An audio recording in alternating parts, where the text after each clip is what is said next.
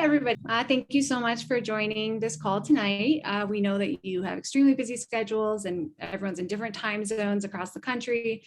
As always, we appreciate your commitment to the BUMP study. I am Emma, the lead CRA here at For You and Me, and I have the privilege of enrolling all of our participants into the BUMP study.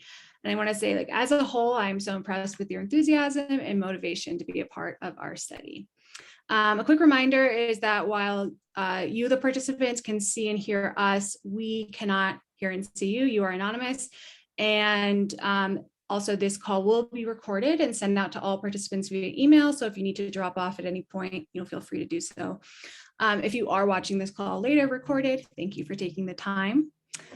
So what will we be covering on this call? So first, we'll be hearing from Dr. Stephen Friend, the co-founder and president of For You and Me. He'll be providing background on For You and Me and the BUMP study. Next, we will introduce some members of the For You and Me study team, followed by study updates and a few preliminary data sneak peeks. And then finally, you will have the opportunity to ask any questions of us or simply provide feedback on your experiences as current participants in the BUMP study.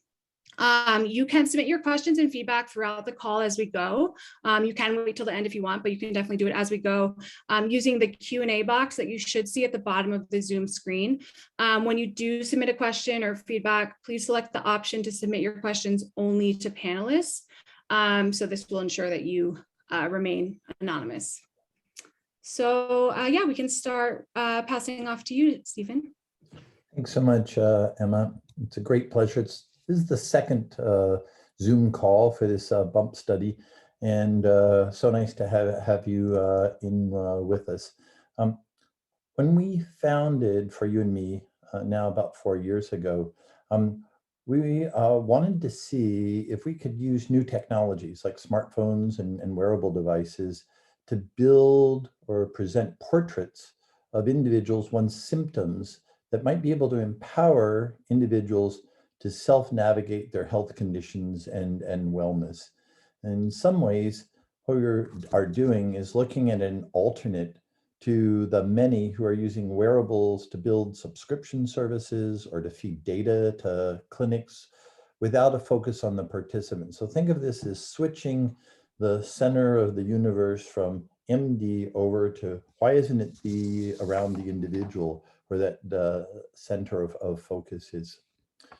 At the same time, we asked whether there might be a time, might be a day, when the treatments that you receive could be guided by who you actually are and what's happening to you. And that is not guided by some label on a medicine that was chosen by some big study done often decades ago that might not apply to you. So really, we're asking, like, how can we make this more personal? To do that, we've been doing a number of feasibility studies, and like the one I'm going to talk about here on BUMP. And in all of them, what we're trying to do is build these, as I said, portraits of individual symptoms that can enable more self-awareness and at the same time allow individuals to be more confident in their dialogue with health providers. To do that, we've taken a different approach to what I'd say is the feudal nature, subject-oriented clinical trials.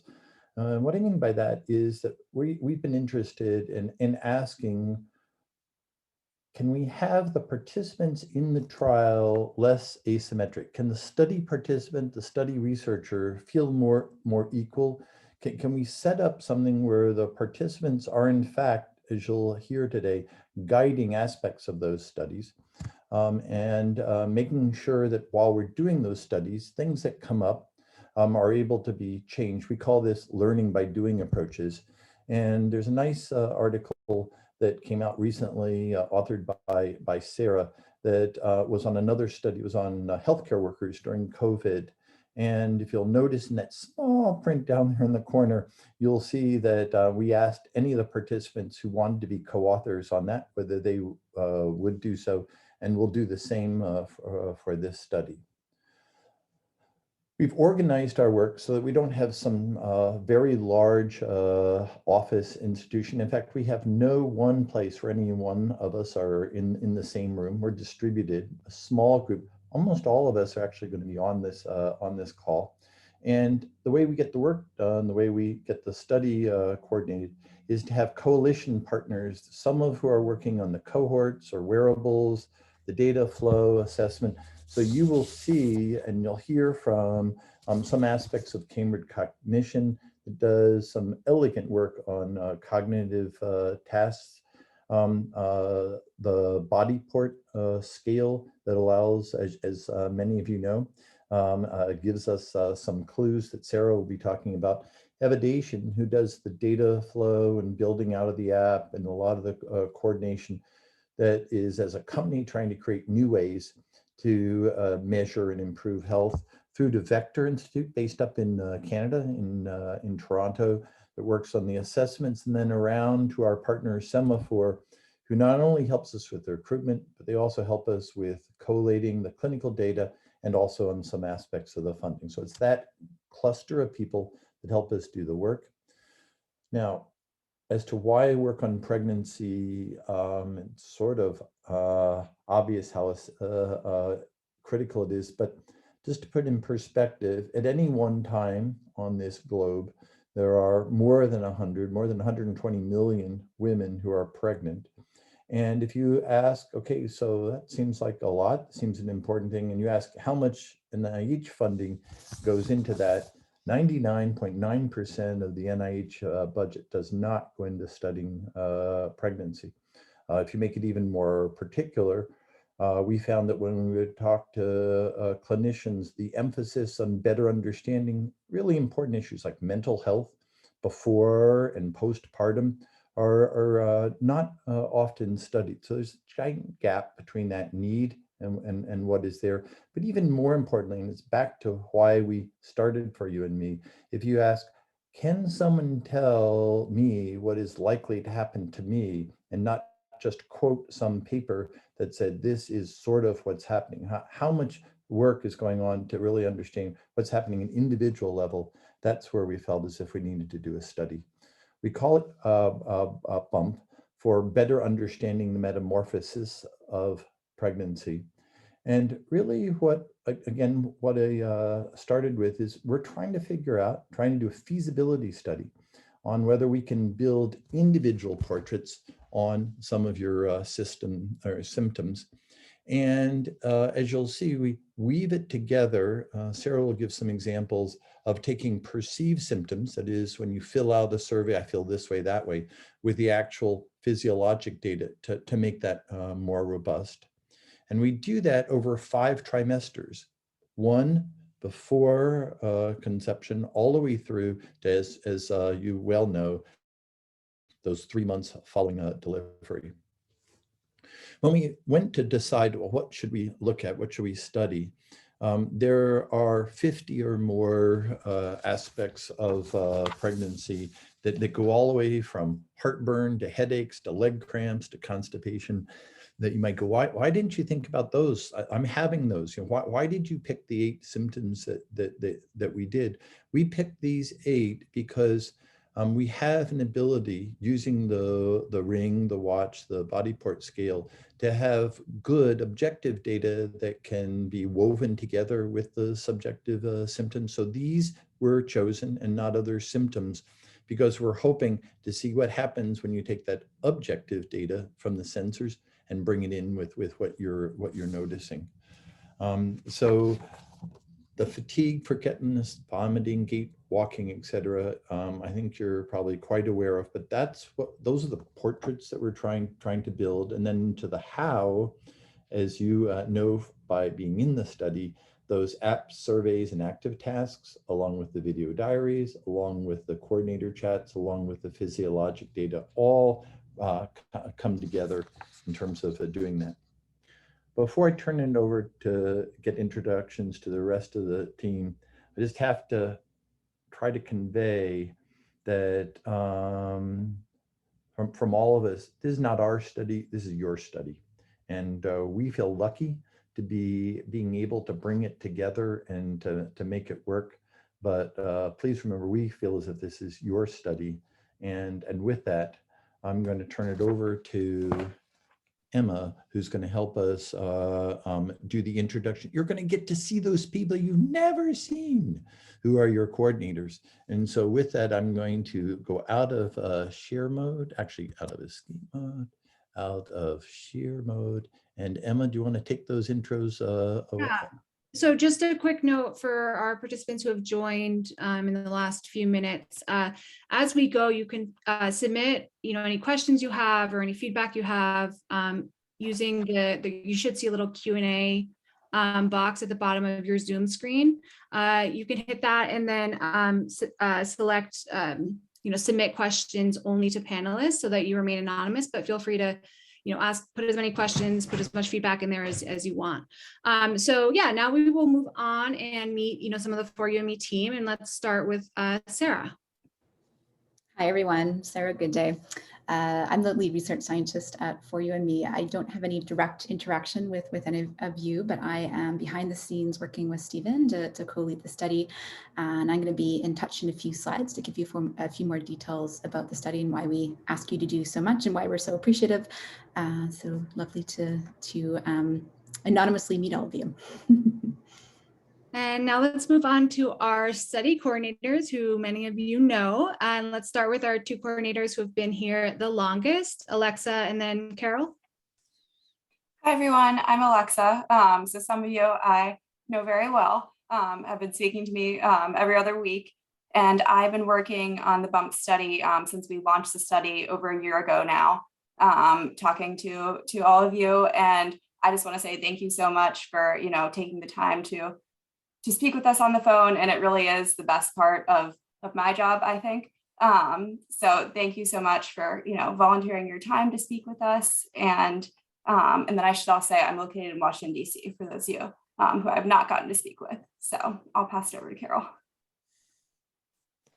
Hi, everyone. I'm Carol, and I am in Cleveland, Ohio. And I also have been here since the beginning of the BUMP study, since we launched it. So I've spoken with some of our earliest participants, and it's been really, really great. It's been such a pleasure getting to know each of you and learning so much about pregnancy and the ins and outs and the actual things that happen, not just the things we read. So I just appreciate you all letting me follow along on this really precious journey.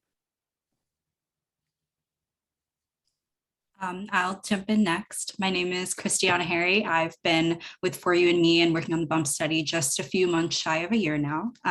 So I've had the pleasure of communicating with some of you. And it's been, as Carol and Alexa said, just great to get to know all of you, learn from your experiences. We appreciate your openness so much. The study doesn't work without it. And we thank you and value your time so much. And thank you for your participation. Hi, everyone. I'm Shannon, and before joining the team here, I worked with oncology research at Dana-Farber Cancer Institute for 8 years. And when I learned that I could help make an impact in bettering women's mental and overall health during and after pregnancy, I just had to become a part of the For You and Me team. And so I've now been a coordinator for the BUMP study for about a month. So I'm new to the team, and I'm just really looking forward to continuing to get to know some of you. And thank you all for allowing that to happen. Hi, everybody. My name is Ella. I am located in Denver, Colorado, for my participants who may or may not know. Like Shannon, I am pretty new, coming up on about 1 month here. And what drew me to for BUMP was my passion for wanting to help better represent women within research, specifically within the women's health space and pregnancy. And it's been a great pleasure to meet those of you who I have spoken to already. Hi, everyone. I'm Janelle Tempero. I'm in Omaha, Nebraska, kind of the most central person probably in the country for You and Me. It actually is a cool place. I've been with For You and Me for about 2 months. And previous to this, I had a long career as a pediatric physician assistant. I'm really interested in wearable devices and how they can help us better understand health and disease processes. And I just feel really fortunate to be part of the team here and supporting pregnant women. I'm also going to introduce Megan Healy, who is one of our clinical research coordinators who couldn't be here tonight. So here is Megan.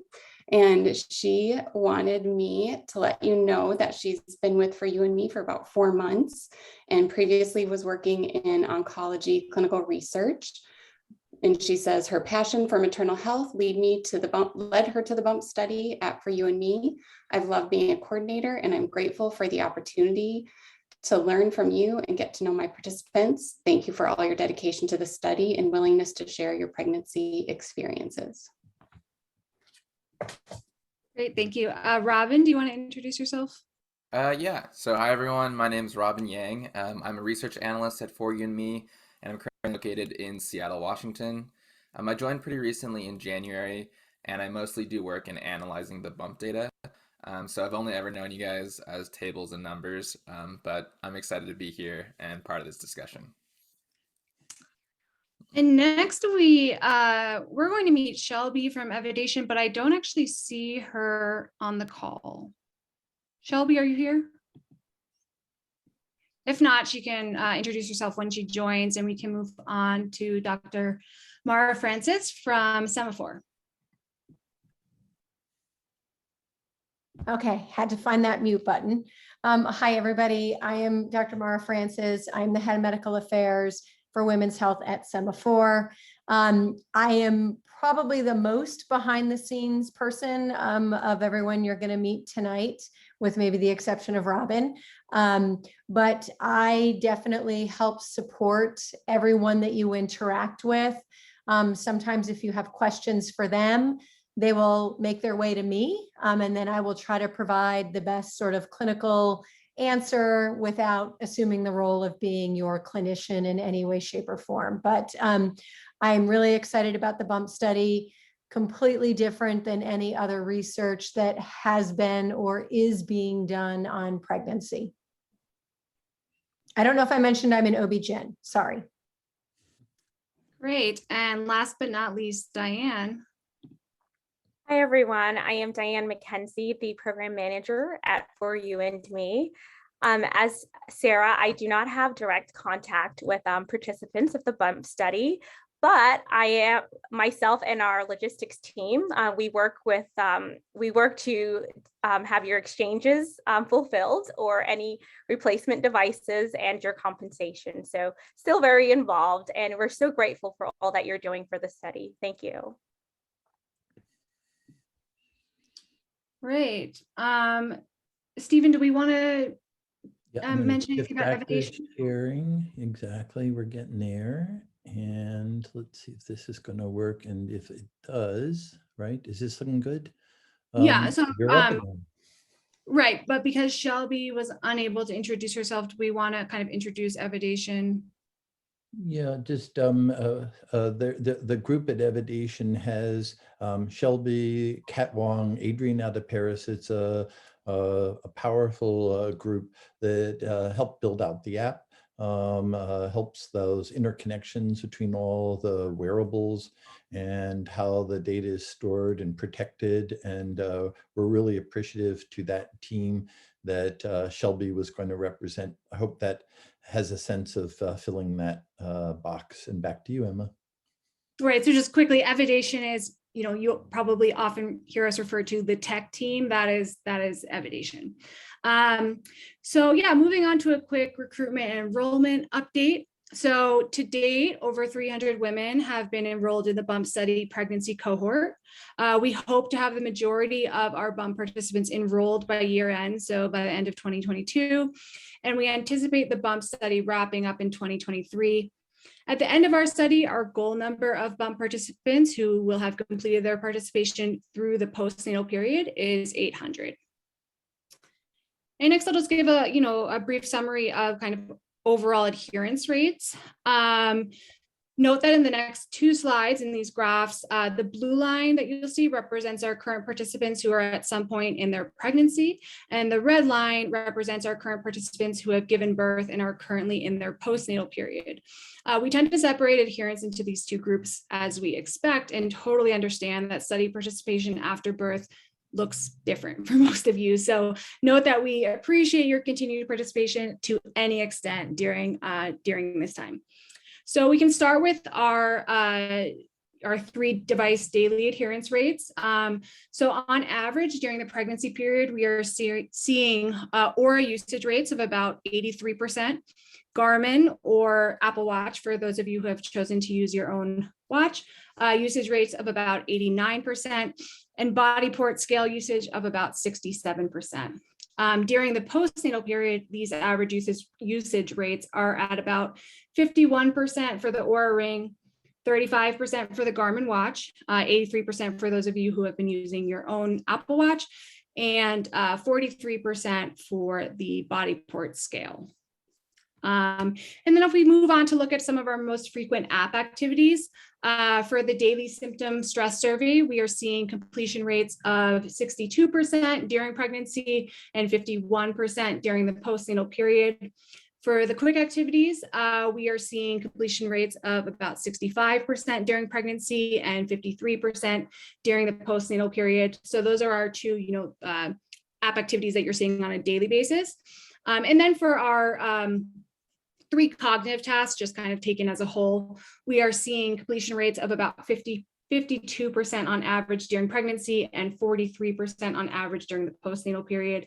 And a note that we know that some of you have, gone through periods with us on the app where you may have been trying to do your, cognitive activities and were unable to do so. And we totally know that, not able to show that in these numbers, but know that we're aware of that. And then, moving on to our check-in adherence rates with your coordinators. During pregnancy, biweekly check-ins are completed about 90% of the time, and the 3 check-ins scheduled during the postnatal period are completed about 95% of the time. And I will say those are very impressive completion rates for the check-ins. Note that if you are a participant on this call and you have not yet been assigned a coordinator and started your check-ins, that will be happening shortly. You'll be receiving an introduction to your coordinator in the next couple of weeks. And then we can pass it off to Sarah. Thanks, Emma. So I'm going to talk a little bit more about why we have designed the study in a particular way and why we really ask so much of you as participants that we really do, and we so appreciate every minute that you give us.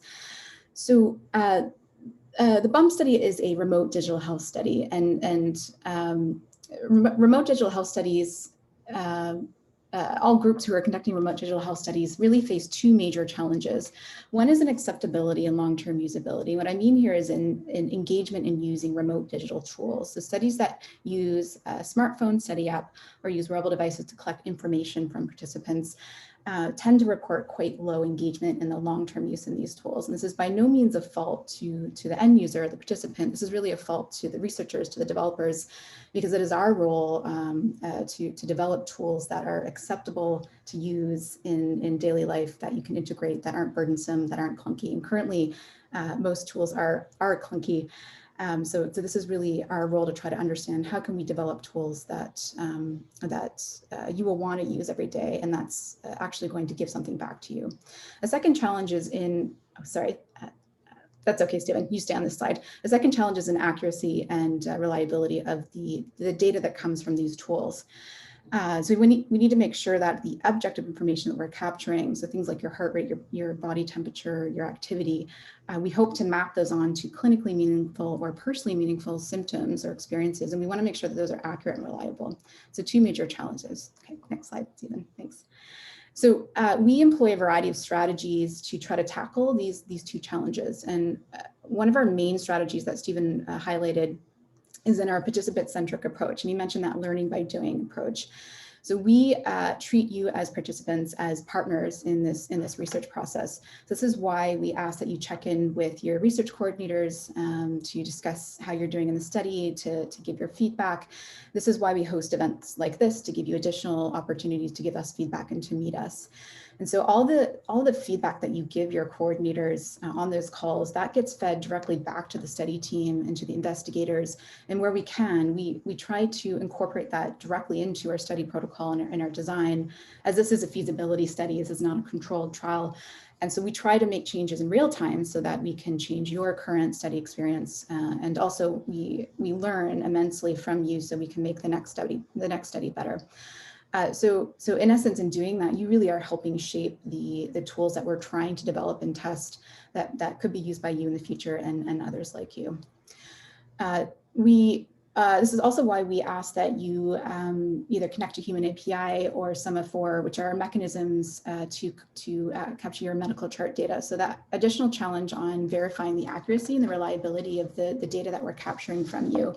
It's important to have what we call ground truth or gold standard data that gives us a sense of whether or not we really truly understand what the objective data is telling us. And so the clinical data that's collected during your routine clinic visits is really valuable for that, which is why we ask you to enable us to access certain sections of your medical chart data. And finally, we collaborate with a variety of device task and assessment partners. I'm really fortunate to work with fantastic companies where we work in more of a collaborative research relationship.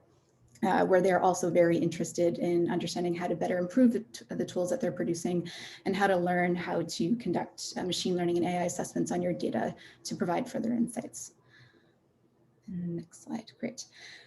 So I wanted to try to give a little bit more detail as to why we're asking so much of you. So Stephen mentioned one of the overarching aims of the BUM study is to try to see if we can build these individual symptom portraits. In order to do this, we need to collect a lot of different types of data. So what we're really trying to do is use the objective data from your devices. When I say objective, I'm referring to things like your heart rate, your body temperature, and your activity. The sleep metrics, for example, from the Oura Ring. We want to learn if we can use these objective data streams, weave those together into personally and clinically meaningful symptoms of pregnancy. In order to do that, we have to collect a lot of other information that gives us context as to what's going on with you during study follow-up. And so this is why that we ask so many different surveys on the app. We ask you to complete active assessments because that gives us extra context. So we know what's going on with you when we see, for example, a change in your objective measures. And I'll use an example. If we were to see a few spikes in your heart rate during the day, that daily stress measure that you might be very familiar with that asks about if anything happened to you during the day, that gives us context to understand what those spikes in your heart rate is during the day. That's just one example. This is also why we ask, again, as I mentioned in the last slide, why we request access to your medical chart data as additional context, as gold standard ground truth data. And this is also why we ask that you check in with coordinators. So in addition to the feedback that you give to your coordinators on those calls, which helps us improve the study, any insight you offer in terms of the context of your symptoms on those calls is additional context information that we can use then to validate and really understand the objective data that we're capturing from you. So that's how we combine those different types of data. They're all complementary to building those individual symptom portraits. Next slide, Stephen. So I'm just going to dive in a little bit deeper into a few of the specific things that we ask of you. So we've gotten some feedback from your coordinators on a few questions from you. So some of the surveys, you may have noticed that some of the one-time surveys ask about some past experiences that you may have had, some experiences in your early environment, some questions about your life events, even your personality. The reason that we ask these measures is there's a pretty good body of evidence to suggest that our past stress histories in our early environments modify our risk of experiencing adverse events during the lifespan, really, but also during life transitional periods like pregnancy. So, and regardless of this, every woman who enters pregnancy has a different baseline based on different characteristics. And so by understanding a little bit about your past history, it helps us characterize why certain women might have different baselines and also why certain women might experience the pregnancy journey differently than others. We also ask a variety of different symptoms, some of which may not be relevant to you. And one of our major aims here is to understand the diversity of pregnancy experience and symptoms across women. So some women might report quite a high degree of variation in mood, for example, during pregnancy. And some women might not report that, but this is why you'll find on that daily symptom survey, for example, there's a variety of different symptoms that we're asking about, some of which might be relevant to you, but some might not. So just wanted to give you context as to why there's so many different measures.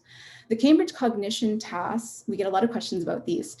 So particularly the PVT and the NBAC are our two key core measures of objective cognition. So some of you may have heard the term brain fog. Some women experience cognitive changes throughout pregnancy. So these are our key tools to measure your cognitive function over the pregnancy journey objectively. There's also the emotional bias task, which also known as the EBT. And this task is our objective measure of mood. So there's some research to suggest that when individuals are in low mood or in a depressive state, they tend to perceive faces more sad compared to happy. And so this is an emotional bias that we're trying to capture in this task. So I wanted to give you just a little bit more context into why we're asking you to complete those tasks. And finally, the Bodyport SMART scale. We also get a lot of questions about this scale. So we understand that this device does not return very much to you as the user, but I wanted to highlight that it certainly captures much more than just weight. I counted before this call, so the SMART scale, we're actually collecting 23 unique features, different data streams from the Bodyport scale that are really unique and interesting measures that map onto cardiac function, heart function data, and also fluid status, so the volume of fluid in your body. And many of these measures are potentially particularly useful for understanding when symptoms become risky, potentially your risk for pregnancy-related complications like preeclampsia, eclampsia, and like gestational hypertension. And so all of this is helping us learn how we might use this to understand risky symptoms during pregnancy.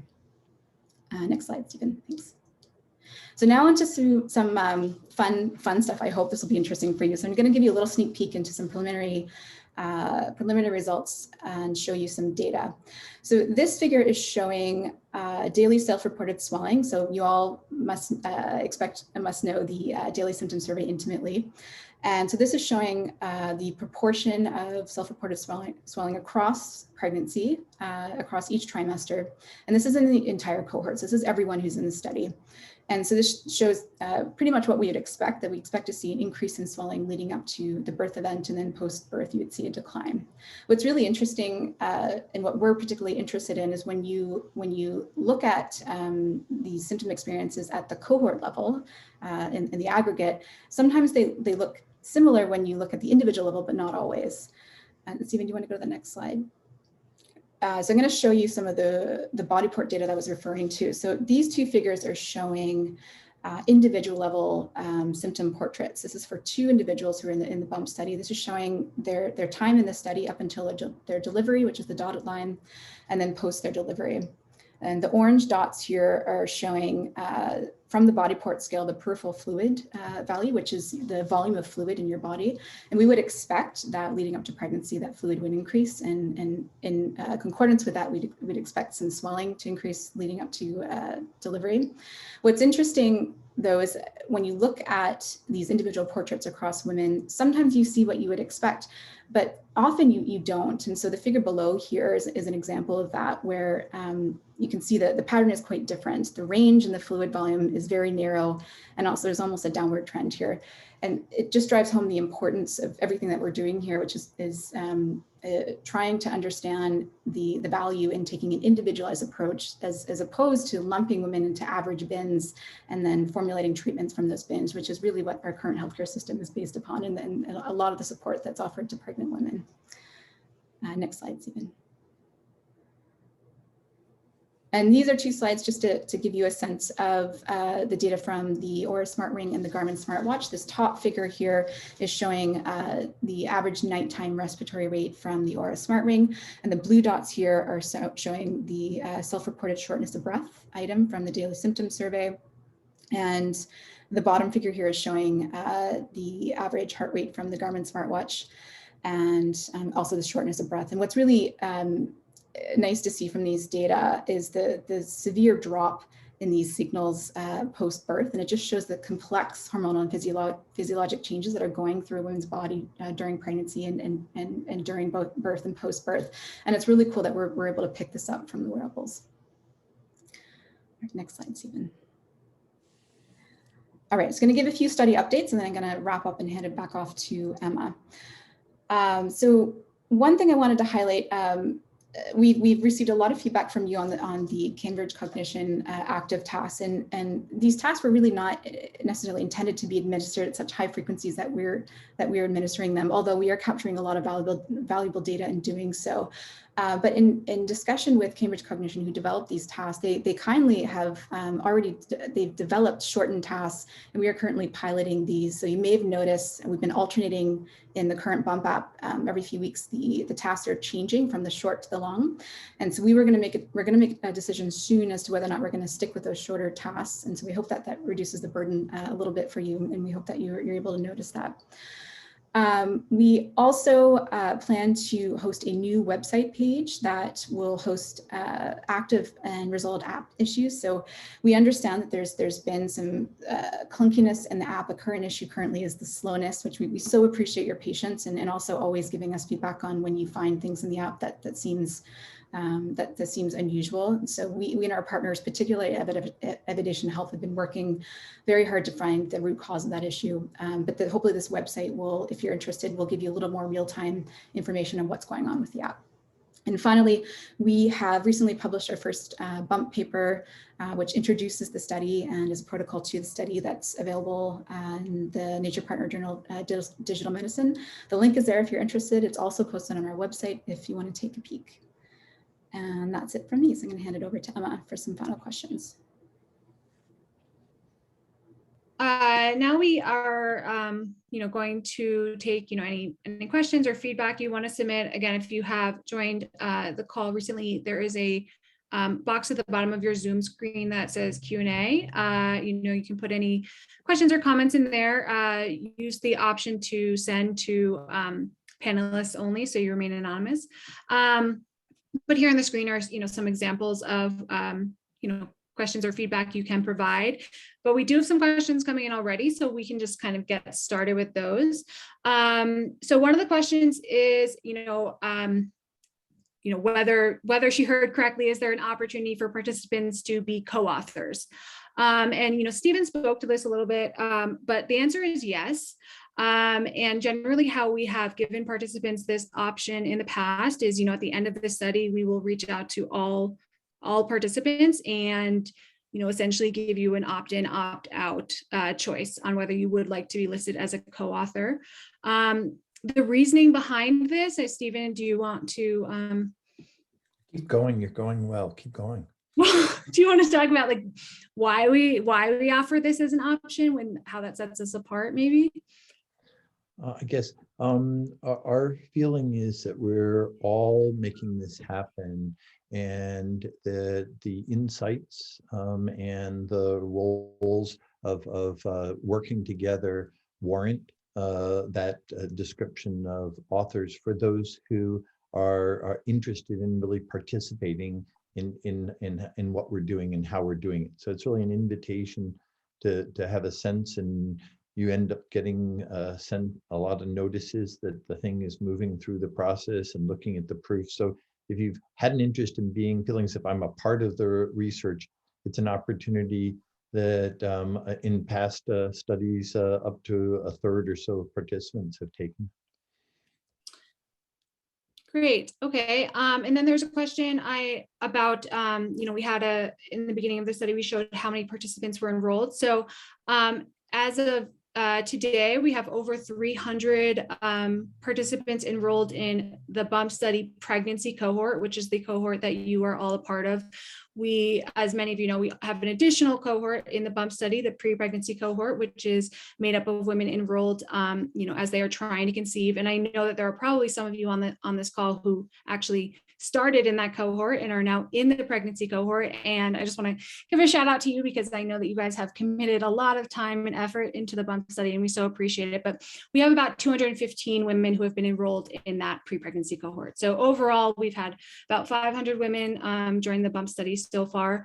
The goal at the end of the study is to have had about 800 women pass through the pregnancy cohort all the way into their postnatal period through study completion. And I think Sarah touched on this, but we have a question about how we combine data from our wearable devices with essentially the check-in data that we're getting from the coordinators' conversations with participants. Looks like Stephen won. Stephen, you can take that. Yeah. The tools that are used in pulling various physiologic signals together are ones which look for those signals that are coming off the devices. I'm going to try to make this non-scientific, and looking at time frames when there are changes that a participant is noting and what else is happening during that interval. So if we were following something like fatigue or cognition, we would have the record of the person, what they're putting in their survey, what they're putting in their sort of equivalent of checking off what mood or sorry, what cognition or fatigue they're in. And then we can go into that dimensional data that Sarah was talking about and ask, is that aligned? Is there an alignment with other physiologic changes that might correlate with that? And so when we talk about weaving together, what we're doing is taking the clue from some of the subjective data. I feel this, I feel that, and asking, what else is going on in that person's, all the other signals that are emanating from that person, and are they matching or not matching? And that's a way to work to strengthen the signal that's coming from the person's sense of where they are. Great. Robin, we have a question for you. Which data sets are the most interesting for you to work with? And have you seen any interesting data trends so far? Yeah, it's a great question. I'll start off by saying that, I think all of the data sets are super interesting. I think this question was asked before Sarah went into, those graphs of all those data.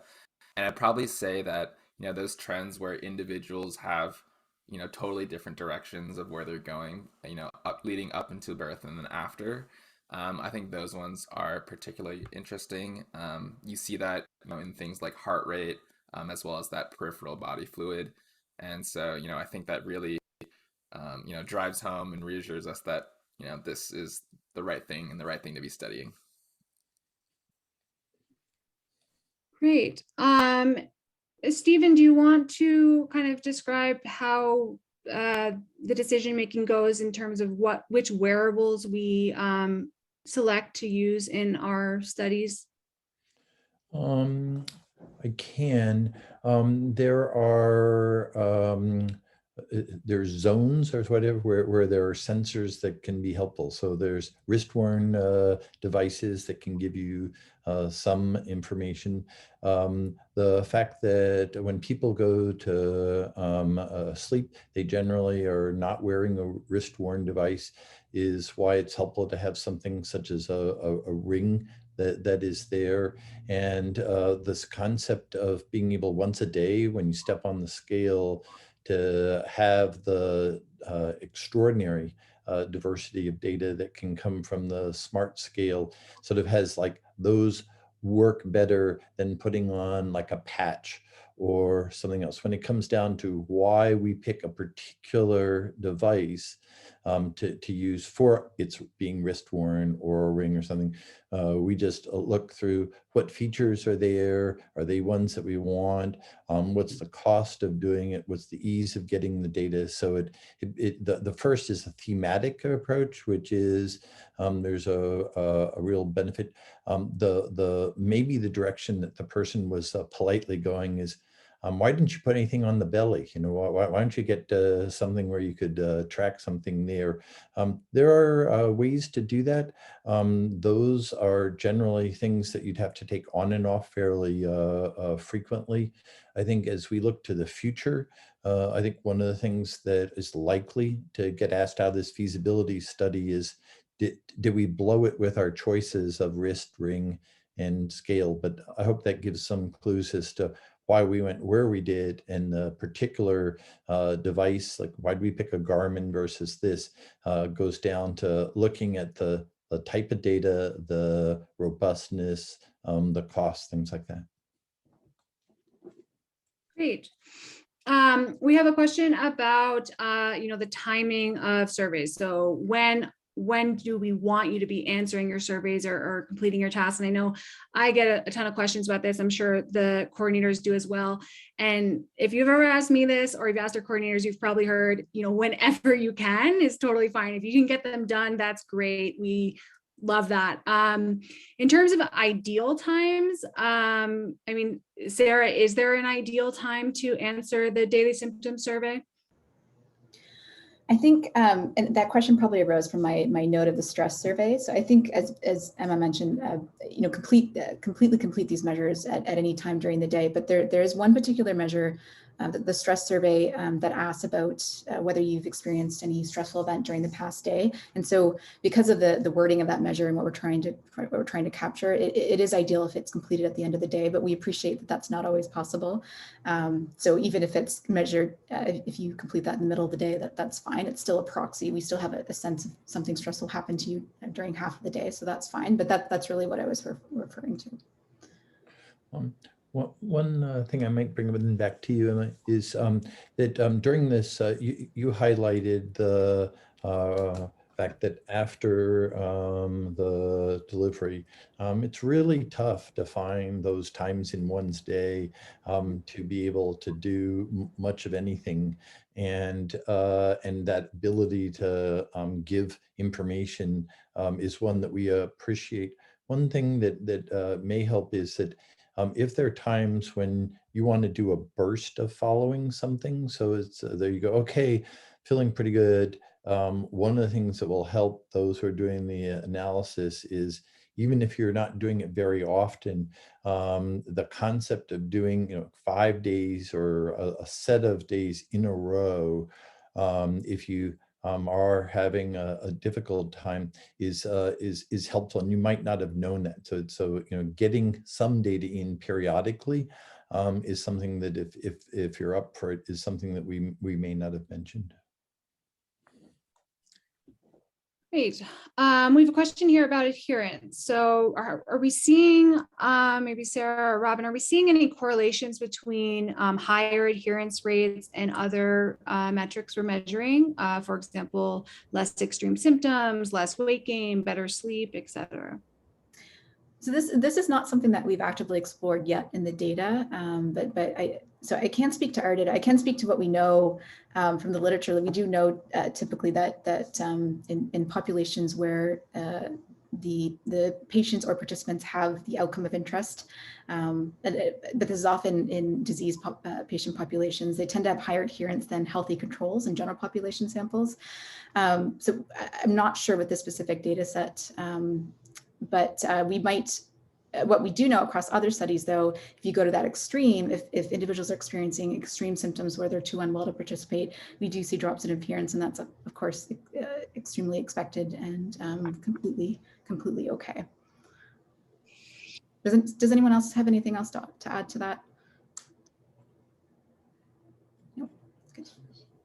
And again, another question about that we may not be able to answer yet, but we have a participant who has recently read an article that suggested that there was no scientific evidence that pregnancy affects memory. Have we seen anything in our data that is suggesting otherwise? I think it's just too soon. The type of analysis that allow us to see things and to make those sort of deep queries is just the type of thing we're gearing up to do. So maybe like on the next Zoom call, the person who gave that reference to paper may know that one of the problems of trying to find what's happening to oneself is the diverse set of data that will be out there. Take something like cognition to, it's a very serious, underappreciated issue that has effects afterwards, to it's not something that is that prevalent to the study that you gave. And maybe Sarah, you can help elaborate, but it's in some ways, the reason we're doing this study is to see whether at an individual level, some of the answers that come up in an aggregate are ones that actually are very real for some people. Even when you do a study in the aggregate, you may not see it. So Sarah, I don't know if you want to take off on that. I guess just to echo, Stephen, what you were saying. So if you recall the graphs I was showing earlier, when I showed the cohort level of swelling and then the individual level edema, peripheral fluid and self-reported swelling. So what Stephen's noting is that a lot of studies will report data on combining everyone and reporting the average. And that doesn't always tell the full story of the individual level. And so there's the diversity of symptom experiences often aren't represented in a lot of published research and unpublished data that's out there that doesn't necessarily reflect the typical experience of every single woman. And the only thing I would like to add, and I have not read the study that you're specifically referring to, but when you look at different published articles on memory, how they measure memory and the tools that they use to measure memory may change the results. A lot of tools for memory were created specifically for ruling out dementia and Alzheimer's and conditions that we find in older age populations. So I would just say, I think that there's a lot that goes into these studies, and I'm always very critical of how they obtained their data and was the tool that they used appropriate for the individuals that they were studying. Great. So we have some, really valuable feedback that has been offered. And I want you to know that we're definitely noting this down, and we will talk it all through, even if it's not mentioned here. I see a piece of feedback about the formatting in the daily survey. I'm sure if Shelby from Evidation was on, she would say we could absolutely discuss that. One kind of common thread I'm seeing is related to the walk test, the Gait task, which, we know were more difficult to complete for many of you during the winter. We know there were limitations. And it seems like, kind of a common ask is whether it would be possible for these tasks to be available for a slightly longer period of time to make it more convenient for you to complete, to make it possible for you to complete. And, I think maybe Sarah, you can talk to the timing of the task, but to me, that seems like a reasonable ask. Yeah, I think so. We're going to learn so much when we dig further into the data on the frequency at which we capture these. So we're learning really how much data we need to build these individual symptom portraits. And so, unfortunately, at this feasibility stage, the frequency at which we're asking tasks might be more than in future tasks. We might learn that we don't need to ask these things as often, or we might learn actually that we need it at higher frequencies to really understand what's going on with you. So we will learn from the data, but we appreciate that. But at the same time, if it's not something that is feasible for you to do in everyday life, that's incredibly important feedback. So we have to weigh the pros and cons of achieving data that will tell us something and then actually getting the data. So we have to find the balance there, and I expect we will learn that when we dig into the data and also incorporate your feedback like this. And I want to touch on something I actually missed in a previous question, which was, are we still enrolling, and can you give our information to friends of yours who might be pregnant? And the answer is absolutely. We are currently enrolling or starting to enroll in the bump pregnancy cohort, from beyond Semaphore, but definitely among anybody from Semaphore. But you can always give any prospective participants or any interested friends my email, Emma, for you and me. You can also always reach out to your coordinator and ask them, how to proceed from there. But yes, you can definitely, pass our information along to any interested friends. And there's a question here. Are there any plans to study the newborns of the participants? The answer is not in this study, but Stephen may have plans for this in the future. Stephen, any thoughts? No, it's a beautiful question, and and by that I mean logical and could be of value. We've thought about the way we set up this study. There is an ability for those who said they wanted to be recontacted. We have groups, funders, who have said for all that data that you've obtained, yes, you've obtained it on the mom, but is there any way that is helpful to understand and move into the first years of life? And as Sarah could also say, there are logical studies that could be built onto that. This feasibility study, we may do it, but certainly for the main study, acknowledging that tight proximity bond alignment, it almost feels as if it's too bad that there isn't a way to extend that observation to what's going on with the children.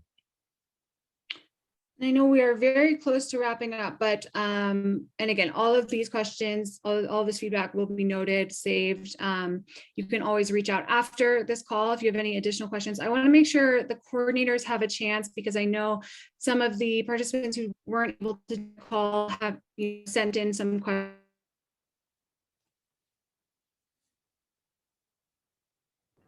questions that we didn't answer already. Do any of you have anything you would like to add or pass on from your participants? No. Okay, great. That means we answered every question there is, right?